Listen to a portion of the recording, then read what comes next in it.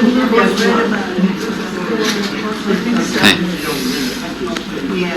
we need to talk. Sure.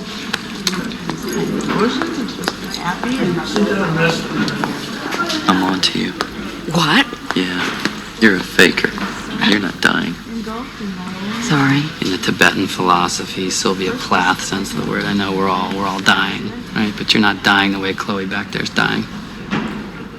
So? So you're a tourist. Okay, I've seen you. I saw you with melanoma. I saw you had tuberculosis. I saw you had testicular cancer. I saw you practicing this. Practicing what? Telling me off. Is it going as well as you hoped? Rupert.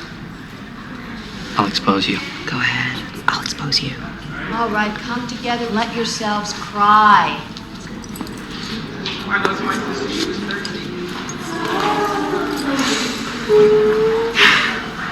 Oh, God, why are you doing this? It's cheaper than a movie and there's free coffee. No, look. This is important, okay? These are my groups. I've been coming here for over a year. Why do you do it? I don't know. When people think you're dying, man, they really, really listen to you Instead of just waiting for their turn to speak. Yeah. Yeah.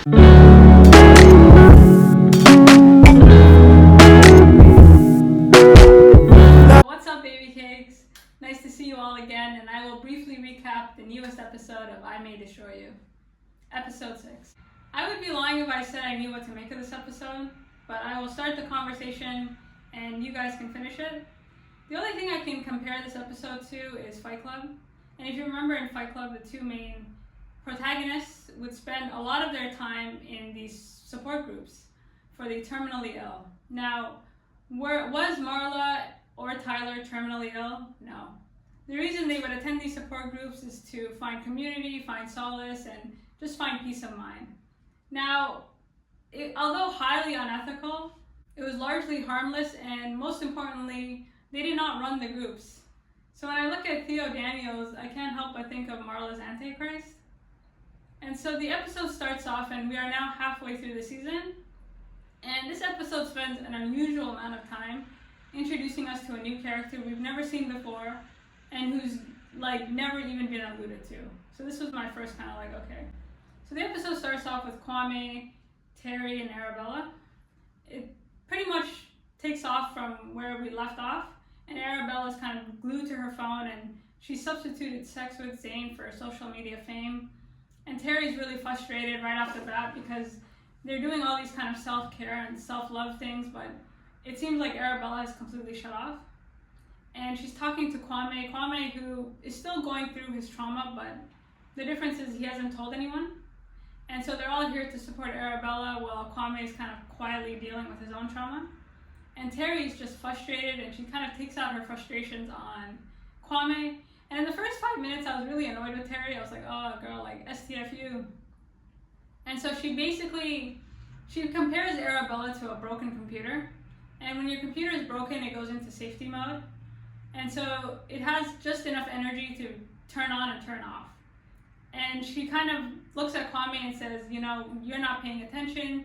She's vacant. If you only look for the signs, you would see them there. And Kwame's just like, yeah, you're right. If you were looking for the signs, you would see them there. Meanwhile, Kwame's dealing with his own he's also in safety mode. He's also about to shut down. And in kind of comparing her to a broken computer, you see that Arabella hasn't been able to deal with anything. Everything's so surface level with social media, and she is a computer. She's in safety mode. There's nothing substantive going on. There hasn't been any substantive healing. Everything is just surface level, and as long as it looks good on the outside and I say that I'm a survivor and I'm surviving, then I think Arabella's hoping that it will translate to her inner or what's going on inside, but it hasn't yet. And the episode kind of breaks off when Arabella tells Kwame and Terry that she's going to a support group. And the support group is run by a former classmate of Terry and Arabella. Terry's automatically like, please don't go. And this was really annoying initially, but as the episode goes on, you find out why she's really annoyed. And apparently she's been texting with this former classmate for some time now, especially since this social media storm. And I think being vulnerable is important in terms of healing and in terms of, finding a community and making sure you're not mentally isolated. But on the flip side, it can also open you up to predators. And if Arabella's not really in the right state of mind to distinguish between people who have her best intentions, like Terry, and people who don't have, perhaps, the best intentions for her.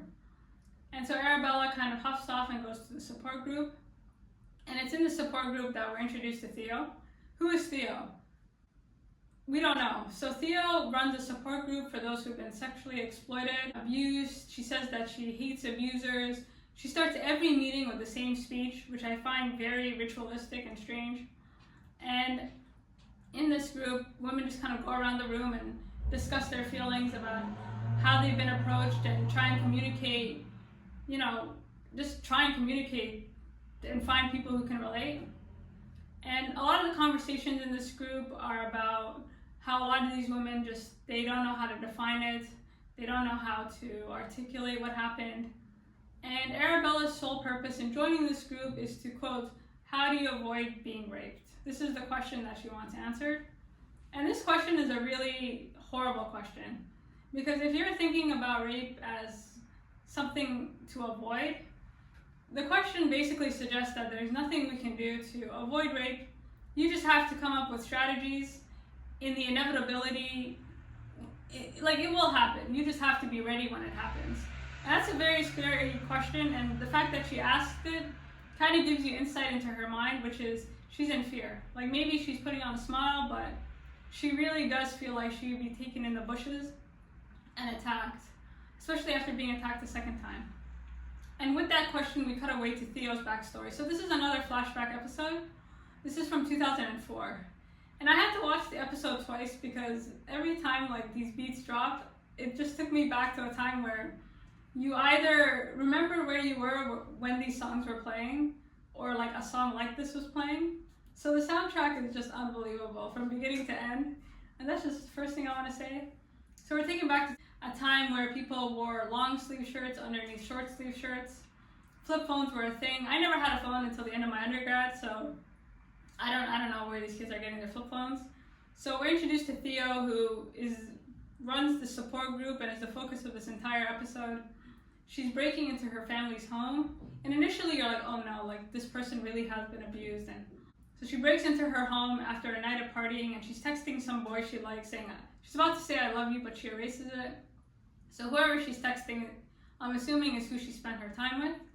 And just before we're about to meet her family, you can see her in her room, basically opening something that she clearly stole, because it wasn't in the package. It was in those kind of glass packages that they lock in stores, and you have to have a salesperson come out and take out the key. So she clearly is shoplifting, and there's just stuff going on. And Theo is someone who lives with her stepfather. Her stepfather seems like a good guy. Her mother and her younger brother. Her relationship right away with her mother is problematic. She's if you talk to your mother this way, then I can't relate. That is privilege. And so she doesn't come from a bad household. This is the first thing I noticed, but she has a very toxic relationship with her mother. And as the episode goes on, we do learn that, honestly, sometimes a toxic mother is far worse than an absentee father. And so Theo, again, we're just following a young Theo around. And she goes to school and she meets up with this boy that she's been texting, and they're kind of running around trying to find a place to make out. And again, it's funny because context is what makes things black and white. Or context is what makes things blurred. If you were to look at a situation on paper, you could clearly kind of assess and come to a clear conclusion. You would say, this is assault, this is sexual exploitation, this is rape. But if things are playing out in front of you, it's a lot harder to decipher, and it's a lot harder for you to come to your conclusions. So Theo meets up with her boyfriend, and they're having sex. And in the middle of this kind of sexual encounter with her boyfriend, or whoever this guy is, he's not her boyfriend, he's some guy that she's texting that she has a crush on. And while they're kind of about to have really bad sex, it looks like, this kid takes out a flip phone and he tries to basically take pictures of them having sex. and Theo automatically pulls him away. This is interesting because nowadays, if somebody were to do that and you were caught, you'd be charged with like child pornography. So back then, there were no real rules for this. He basically starts to slut shame her, saying, "What's the big deal? You've done it before." And Theo's like, "No, I haven't." And then she names some boy, and he's like, "I got you." And basically, he offers her money for sex. And we can't, although she did prostitute herself, we can't really call it prostitution because she's underage. And at the same time, I love how the show gives us no sympathetic characters. What he did was really disgusting, and I don't condone it at all. This was clearly sexual exploitation because his intention was to take pictures and to show it to all his friends. And so this is not something that, so his idea of their sexual encounter and her idea of the sexual encounter are totally different. Because it seems like she really liked him and he was just, like, I think his exact words were, "I'm the only one trying to make an archive in these streets," which I felt that. Basically, he's saying, "I'm the only one that will admit to sleeping with you." Basically, she's hurt. Like, she had a crush on this boy. I'm assuming it's the same boy she was about to have sex with, or I'm assuming it's the same boy she was texting at the start of the episode.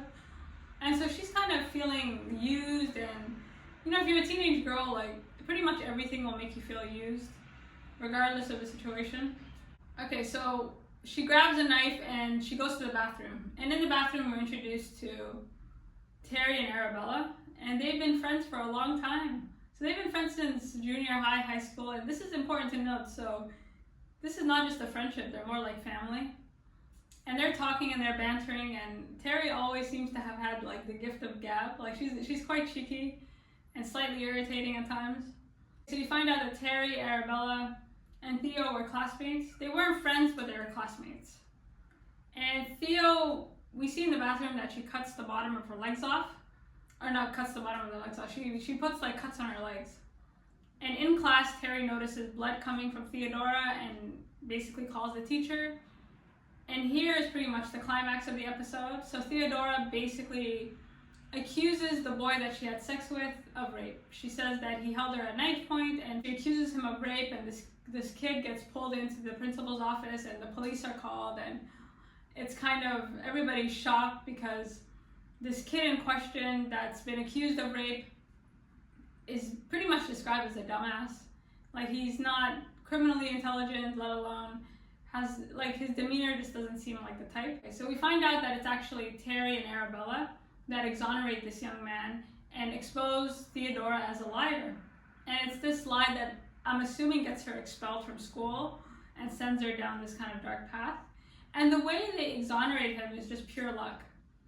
And this kid is taking pictures and doing all these things, but it seems like in school, like, this is quite common. Like, people were having sex and taking pictures and distributing it, which is why I think now there are stricter laws despite people still doing it. And the way Arabella and Terry are able to kind of uncover Theo's lie is through one of the kid's friends. And he kind of pulls out his phone and he's like, "The shots don't lie, the blood is a lie." And he kind of shows pictures of not just Theodora having consensual sex with the boy that she accused, but also like he was having consensual sex with other girls in school. And it's so funny because they kind of have a conversation about how white students are pretty much privileged over black students, and while they're talking in the background, I don't know if you guys noticed, but there's like a fight breaking out. Like, you see one girl hitting another girl, and there's nobody, there's no teachers, there's nobody to break up the fight. The fight just kind of stops itself, and this is all happening in the background where they're talking about how to exonerate this kid. And it is true though, like, depending on the school district you go to, you feel like you're kind of a prisoner with these you're just kind of an inmate, and you're just being passed through the system. So Arabella and Terry pretty much compromise with this kid to send only the pictures of Theodora. And it's really funny because this boy's friend was pretty much willing to abandon him. Like, had it not been for Terry and Arabella, Theodora's lie probably would have been believed. Now, I understand that Theodora was feeling hurt and exploited a bit, but that does not excuse what she did. Her reaction was so violent and just so manipulative. And had it not been for those pictures, there's pretty much nothing to dispute those facts or nothing to suggest that anyone would have believed this kid. And with friends like these, like this kid's friends didn't even come to his defense despite having pictures, despite having sent the pictures, which says a lot about them.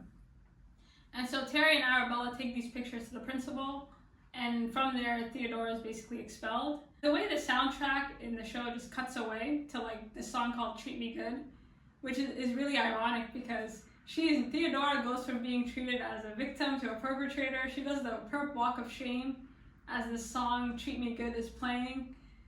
And so there's kind of like a mini celebration with Terry and Arabella basically calling themselves the Alliance, how they got their boy out of Babylon, which, you know, they're calling themselves the Alliance, but really, this kid had no friends. Like, these boys were willing to let him burn for something they knew he didn't do. So as the episode is drawing closer to the end, you kind of think, okay, what is this for? You did this for what?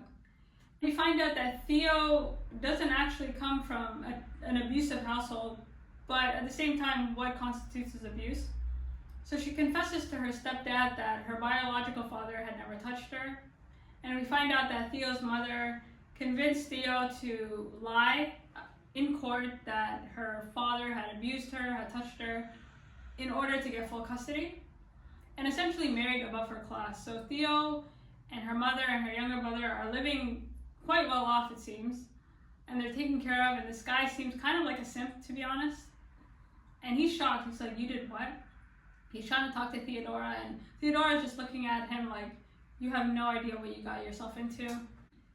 And Theo is an unreliable narrator. However, I do believe what she was saying at the end, that her mother did force her to lie. And I think a toxic mother is just as bad as a toxic father. Okay, so the flashback episode ends and you're left disheartened. Had Theodora's story been believed, this young man would have gone to prison for a very long time for a crime he didn't commit.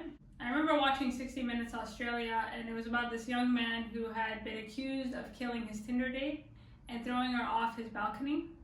And the reason he was exonerated is because he had audio recordings disproving the series of events. And had he not had these recordings, he would have gone to prison for the rest of his life. So there you have it. Like, the threshold, like, this is not an exaggeration. Had these pictures not existed, he would have gone to jail.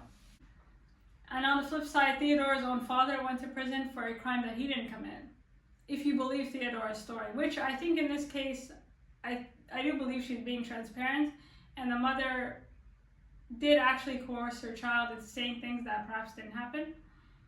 And I love how the show touched on this, because there are a lot of men who are accused of crimes they didn't commit. And again, it goes back to context. Assaults and crimes, context is what determines our opinions and what blurs the line between fact and fiction. So on the one hand, Theodora is a teenage girl. She is she's a white teenage girl, and she probably would have been believed had those pictures not come up. So the threshold for getting him exonerated is much higher. On the other hand, when you look at custody battles between men and women, and mothers have a lot more power over their children. I'm generalizing here, but if you're a kid and your mother tells you to do something, you're going to do it. And this is a serious problem. There are a lot of men who lose custody of their kids. There's a lot of men who are, found responsible for children that aren't even biologically theirs. So this is an issue, and I do like how the show has no real agenda. It just kind of lays out information, and it does a very good job of showing how things, like life is messy, and context is very important. And it is context that ultimately determines outcomes, and context that makes somebody a criminal, not so much their actions sometimes. Okay, so as the episode ends, there's no closure. Like, closure is a myth. We don't know what we watched. We don't know how to feel. And we need another episode, but this is week to week. And so I call this the Karen episode for many reasons. Now, there are various definitions of a Karen and what a Karen is. However, a Karen is someone who is driven by ruthless self-interest. They think that their opinion is the truth, but not just the truth, but represents some sort of ultimate truth. Now, when I'm watching Theo, I think it would be one thing if Theo was pitching the support group as someone with an extensive background in counseling or therapy, but her main selling point to these women is that she has experienced enough abuse to relate to all their stories. And this to me is very disingenuous. And this is where things get more complicated. Like, do people change? Is she well-intentioned? How well-intentioned is she? And for me, I have to lean towards the fact that she's not well-intentioned. Theo's backstory, and when you compare it to the end of the episode, and maybe I'm overthinking, but this look that she gives her suggests that the apple does not fall far from the tree and people don't really change. And what is the line between a perpetrator and a victim? And at what point do you kind of transcend one to move to the other? You see that she starts each support group with the same speech, which you could debate me on. But the speech is so ritualistic, and she's sort of turned her opinions into truth, and there is some truth in her being a victim. There are some facts to support that. However, is it enough to be leading a support group with women whose stories that she can't relate to in order to give herself a sense of purpose or a sense of power? No, I don't. Her backstory just exposed her as someone who, over time, has learned to lie to get what she wants. And I love how this show gives us no sympathetic characters. Again, we're left, it's context that blurs lines. So if we were to look at Theo's situation and this boy, we would have clear opinions, but as you're watching it play out, you don't know how to feel. I think the reason a lot of people keep their traumas a secret is because in kind of voicing your trauma, you do open up yourself to a community. And this community can be very helpful and very supportive. At the same time, you can actually expose yourself to people who have very ill intentions and characters that you're not really equipped to handle because you're not in the right mindset. And I think to understand Theo, this is an energy that you've either encountered or you haven't. And for me, I haven't really encountered this type of person, or maybe I have and I just didn't know. And yeah, this episode left me leaving like very confused. How it builds onto the rest of the episodes, we'll find out. Again, they spent an unusual amount of time introducing us to a new character, so I'm assuming this character has purpose. So we'll see. Anyways, thanks for stopping by. I appreciate your time and energy. Until next week.